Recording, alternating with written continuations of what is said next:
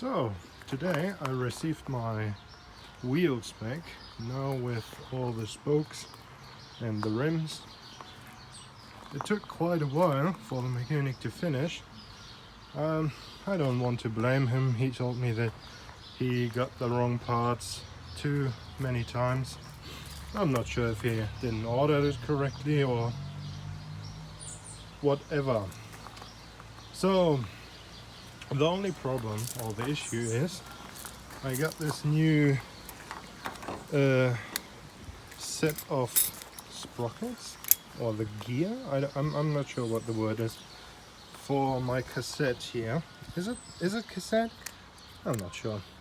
So the issue in postage was that there was a little bend right here. Something must have hidden this. It was not very good wrapped or packed in the package or whatever, and I'm not sure if you can see this. I'll try to zoom in. Yeah, I already tried to kind of fix it, but what I'm going to do now is quite a brutal attempt.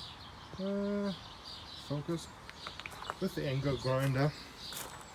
The plan is to cut out a little bit here, which is not necessary, or I mean, it's not that important for this little stop to screw in. At the moment it only goes in halfway or whatever. Not ideal. I will show you how it will look. So I got my angle grinder, and if you do stuff like this, always make sure you wear the safety sandals with socks like a true German. And yeah, I'm not going to film this because I don't want to accidentally cut in the thread of the main shaft. I will show you the result. I just hit it slightly. Going to clean the threads and hopefully it will work now. Alright, I got it in all the way. It scratched a little bit of the paint, but I think it should be alright. I got it in. I'm not sure if it's too wide now for the frame, but I will find out. And I don't have the proper tool to lock this at the moment. I just put it in rather loosely, and hopefully I will get the chance to make it better. So here we have more issues. The opening is smaller than the shaft, or the slotted shaft. I'm not sure if I should grind down the axle or the mouth, the opening of the frame. I would rather take a bit of metal off the fork of the opening than the shaft, because the shaft on the other side has the cables, the power lines running through, so they're already pretty thin, and if I grind them down even further, they will eventually snap, which would be a high disaster. So this is my setup now. As you can see, the rear wheel is not fitted, it's the original one, since I had some issues with the guy who fitted the rim. But I installed the front hub motor, but without the brake. The issue here is these are the holes for the disc brake, but they kind of line up with the caliper, but they actually don't. I don't have that much clearance, which is an issue, but I do have electric braking at the front wheel, which is good enough for testing, but obviously I have to fix this.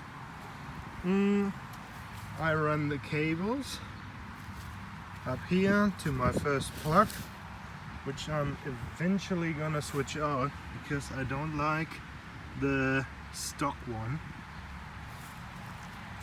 So my sensor lines and phase wires are running up along here and into this little bag. There I have the little phone running the VESC software for my speedo and all the settings, and it's quite impressive. You can actually calibrate all the things on your VESC with your phone, and actually the VESC is inside here as well. I have the front throttle, which is flickering. It says 50.0 volts, and this is the throttle and this is my brake, and I have to switch this around. So if I have my finger here, I can't quite reach the brake, which is annoying since I don't have a front brake at the moment. And yes, I have the two power lines going in this bag here. There I have my two batteries, which are 6 cells and 8 amp hours. They're quite expensive and I don't recommend them because they puff up, but they hold their charge. They're not that bad. So I have this little adapter to make it in series, and I have another MOSFET switch from FlipSky, which is the brand of the VESC as well. So I have a little button here, and I have another button here, which is connected to the VESC. And yes, yesterday I already tested it a little bit, but ran out of juice quite fast since the batteries weren't charged at all. After 6 hours of charging, I got them topped up both, so 3 hours each, and now it's running quite good. So if I push the throttle, the bike starts moving and you can actually see the power draw, the consumption and the range and everything, estimated range and all this stuff. So I will make a test drive and tell you how far I got with a full charge of 8 amp hours with 12 cells.